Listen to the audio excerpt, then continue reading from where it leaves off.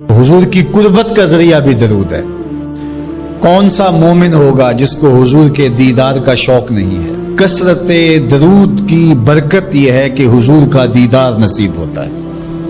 حضور کا دیدار نصیب ہو جائے تو بتاؤ اور کیا چاہیے؟ اللہ اکبر۔ فرمایا جو میرے اوپر ایک مرتبہ درود بھیجتا ہے اللہ اس پر 10 رحمتوں کا نزول فرماتا ہے۔ اور ایک حدیث میں آیا جو ایک مرتبہ میرے اوپر درود بھیجتا ہے اللہ اس کے 10 گناہ معاف کرتا ہے، 10 درجے بلند کرتا ہے اور 10 رحمتوں کا نزول فرماتا ہے۔ تو درود پڑھا حضور پہ کام اپنا بن رہا ہے، تو درود پڑھنے سے انسان کا باطن سنورتا ہے، اندر پاکیزگی نصیب ہوتی ہے، گناہ دھلتے ہیں، عیب دھلتے ہیں، پریشانیاں ختم ہوتی ہیں، مصیبتیں، آلام، مصائب، دکھ، ٹینشن، پریشانی جو کچھ بھی ہے یہ ختم ہوتا ہے، اور درود پر سکون بنا دیتا ہے انسان۔ راحت بخش ہے وظیفہ، سرور انگیز ہے یہ وظیفہ، نور بیز ہے یہ وظیفہ، ماحول میں شگفتگی پیدا کر دیتا ہے۔ اگر درود شریف پڑھو گے تو تمہاری بہت ساری پریشانیاں ختم ہو جائیں گی، تمہارے دکھوں کا مداوع ہوگا، تم ریلیکس ہو جاؤ گے درود پڑھنے۔ یہ درود شریف کی برکات ہے۔ ایک مرتبہ درود پڑھنے سے 10 رحمتیں نازل ہوتی ہیں، اور جو بار بار حضور پہ درود پڑھتا ہے تو بتاؤ کہ کتنا بڑا ذخیرہ رحمتوں کا اس کے اطراف میں پھیل گیا۔ تو اس لیے کثرت کے ساتھ درود پڑھنا چاہیے۔ حضور علیہ السلام نے یہ بھی ارشاد فرمایا کہ جو میرے اوپر درود پڑھتا ہے میرے اوپر لازم ہے کہ میں اس کی شفاعت کروں گا۔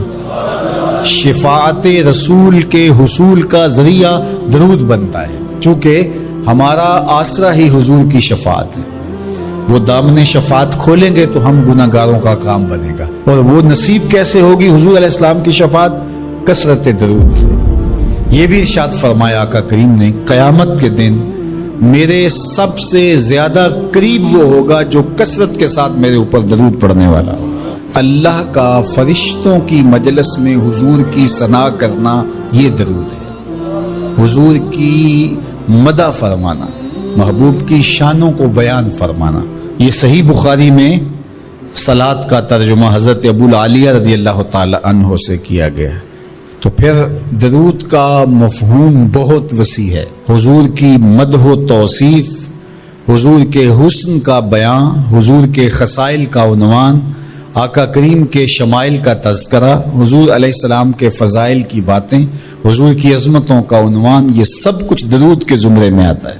اور پھر ساتھ صیغہ بھی درود کا ہو اور اس میں شانیں بھی حضور کی ہوں، جس طرح درود تاج میں ہے، تو اس میں حضور پر درود بھی بھیجا گیا اور ساتھ حضور کی عظمتوں کو بھی بیان کیا گیا۔ تو یہ ایک خوبصورت گلدستہ بن گیا۔ درود شریف کے جو مفاہیم بیان کیے گئے ہیں ان سب مفاہیم کو یہ اپنے جلو میں لیے ہوئے ہے یہ درود۔ تو کثرت کے ساتھ حضور علیہ السلام پر درود پڑھنے کی تلقین فرمائی گئی۔ حضرت ابی بن کعب رضی اللہ تعالیٰ عنہ فرماتے ہیں کہ آقا کریم نے ترغیب دی درود شریف پڑھنے کی، باقی امور اور عبادت، ذکر، فکر تو میں نے عرض کی۔ ارشاد فرمائے کہ میں آپ پر کس مقدار میں درود پڑھوں، کتنا وقت، کتنا درود پڑھوں؟ تو آقا کریم نے فرمایا ماشیتا، جتنا تم چاہو۔ فرماتے ہیں میں نے کہا میں 4تھا حصہ درود پڑھوں گا، باقی 3 حصے دیگر عبادات اور دیگر وظائف، اذکار بجا لاؤں گا۔ فرمایا جس طرح تم چاہو، جو تمہاری مرضی، لیکن اگر درود کی مقدار کو بڑھا دو تو تمہارے لیے بہتر ہوگا۔ تو میں نے کہا النصف، میں آدھا وقت درود پڑھا کروں گا اور باقی چیزیں باقی آدھے وقت میں کروں گا۔ فرمایا جس طرح تم چاہو، لیکن اگر درود کی مقدار کو بڑھا دو تو تمہارے لیے بہتر ہوگا۔ میں نے کہا کہ حضور میں 2 حصے درود پڑھوں گا اور 1 حصہ باقی وظائف اوراد بجا لاؤں گا۔ فرمایا جیسے تمہارا دل چاہے، لیکن اگر تم درود کی مقدار کو بڑھا دو تو تمہارے لیے بہتر ہوگا۔ فرماتے ہیں میں نے کہا حضور میں پڑھوں گا ہی درود، سارا وقت میں آپ پہ درود ہی پڑھتا رہوں گا۔ فرمایا پھر تمہارے سارے دکھ، تکلیف، اذیتیں، پریشانیاں، اس کے لیے یہ درود کفایت کرے گا، اور تمہارے گناہوں کی مغفرت فرما دی جائے گی۔ تمہاری پریشانیاں، تمہاری اذیتیں، تمہارے دکھ، دور موجود میں لفظ بولا جاتا ہے ٹینشن، تمہاری ساری ٹینشن، تمہارے سارے معاملات حیات کی بے ترتیبیاں، پریشانیاں، دکھ، اذیتیں، سب کچھ ختم ہو جائے گا۔ درود سب دردوں کا مداوع ہو جائے گا، سب دکھوں کا علاج ہو جائے گا، سب پریشانیوں کا حل ہوگا، سب مصیبتوں کا مداوع بن جائے گا، اور ساتھ ساتھ تمہارے گناہ بھی بخش دیے جائیں گے۔ تو درود جتنی کثرت کے ساتھ پڑھا جائے اللہ کی اتنی ہی رحمتیں نازل ہوتی ہیں۔ جب ہم اللہ کی بارگاہ میں عرض کرتے ہیں اللہم صلی علی سیدنا محمد، تو اس کا مفہوم کیا، اس کا معنی کیا بنتا ہے؟ تو فرماتے ہیں فمعناہ، اس کا معنی یہ ہے عظمہ فی الدنیا، اے اللہ دنیا کے اندر محبوب کی عظمت کو اور بلند کر دے۔ کیسے بلند کر دے؟ بے اعلاء ذکر ہی، کہ محبوب کے ذکر کو علو اور مرتبت اور شان و شوکت عطا کر دے۔ وَإِظْهَارِ دَعْوَتِهِ، اور حضور کی دعوت کو پھیلا دے اور پوری دنیا پہ غالب کر دے۔ وَإِبْقَاءِ شَرِيعَتِهِ، اور حضور کی شریعت کو دوام بخش دے۔ وَفِي الْآخِرَةِ بِتَشْفِيعِهِ فِي أُمَّتِهِ، اور آخرت کے اندر اس کا وہی مفہوم جو علامہ آلوسی بغدادی نے کیا کہ حضور علیہ السلام کو جو حق شفاعت دیا جائے گا، اس کے لیے اللہ سے دعا مانگنا۔ اور حضور نے خود ارشاد فرمایا کہ میرے لیے وسیلے کی دعا مانگو۔ یہ جو ہم اذان کے بعد دعا مانگتے ہیں کہ اے اللہ ہمارے آقا و مولا کو مقام وسیلہ عطا فرما، اور حضور علیہ السلام کے لیے یہ دعا مانگنا ہے۔ اور حضور مقام محمود پہ جلوہ فروز ہوں گے، اور وہاں حضور کو خاص کلمات دیے جائیں گے جو اس سے قبل نہ کسی نے بولے ہیں نہ اس کے بعد کوئی استعمال کرے گا۔ وہ حضور کو القاء کیے جائیں گے، اور ان خاص لفظوں سے حضور اللہ کی تعریف فرمائیں گے، اللہ کی حمد بولیں گے، اور اس حمد کے صلے میں اللہ تعالیٰ محبوب سے فرمائے گا محبوب مانگتا ہے جو میں تجھے عطا کرتا ہوں۔ تو حضور کیا مانگیں گے؟ خود فرمایا کہ ہر نبی کو اللہ نے دعا کا کوٹا دیا ہے، اس نے وہ دعا دنیا پر ہی مانگ لی، لیکن میں نے اپنی دعا کو آخرت کے لیے بچا کے رکھا ہے، اور وہ کیا ہے کہ میں گناہ گاروں کی شفاعت کے لیے اللہ کے حضور عرض کروں گا۔ یہاں امام اہل محبت امام احمد رضا خان فاضل بریلوی کا انداز دیکھیے، پیش حق مجدہ شفاعت کا سناتے جائیں گے، آپ روتے جائیں گے ہم کو ہنساتے جائیں گے، وسعتیں دی ہیں خدا نے دامن محبوب کو، جرم کھلتے جائیں گے اور وہ چھپاتے جائیں گے۔ جب دامن شفاعت کھولیں گے تو بڑے بڑے گناہ گار اس شفاعت کی پناہ میں آ جائیں گے، بلکہ شفاعت کا جب دامن کھلے گا تو نیکوکار بھی گناہ گاروں کی صفوں میں شامل ہونے کی کوشش کریں گے کہ ہم حضور کی شفاعت کے حقدار بن جائیں۔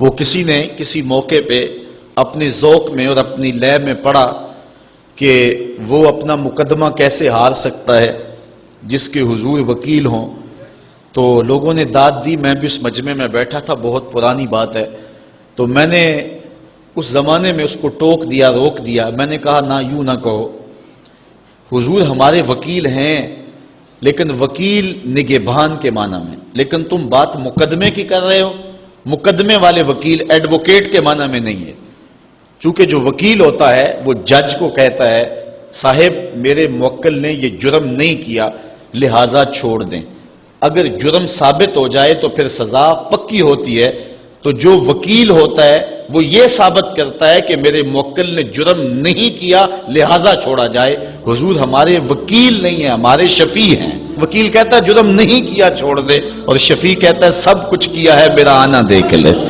حضور وکالت نہیں فرمائیں گے، حضور شفاعت فرمائیں گے، اور حضور کی شفاعت سے بڑے بڑے گناہ گاروں کو نجات ملے گی۔ شفاعتی لأہل الکبائر من امتی، حضور فرماتے ہیں کہ میں امت کے بڑے بڑے گناہ گاروں کی سفارش کروں گا۔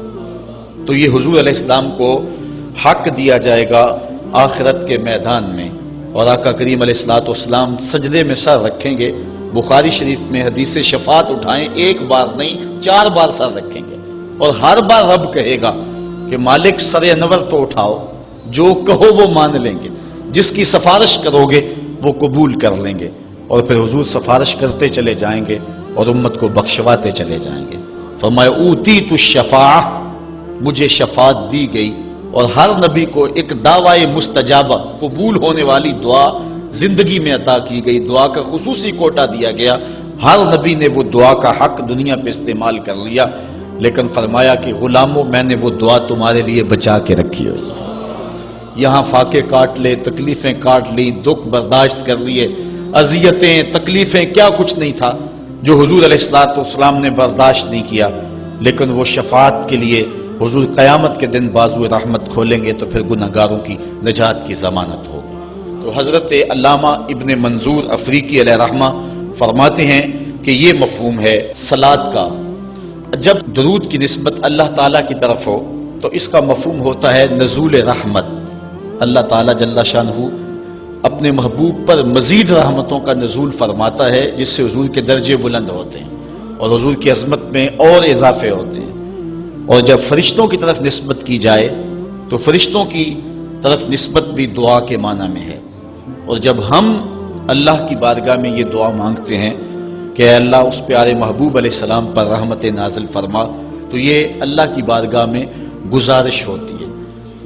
اسی لیے علماء نے کہا کہ درود ایک ایسا وظیفہ ہے جو کسی صورت میں رد نہیں ہوتا، چونکہ ہم یہ کہتے ہیں اے اللہ اپنے پیارے نبی پر رحمت نازل فرما، وہ تو پہلے ہی فرما رہا ہے، تو ہم کہیں یا اللہ اپنے نبی پہ رحمت نازل فرما، تو کیا اللہ فرمائے گا کہ میں نہیں فرماتا؟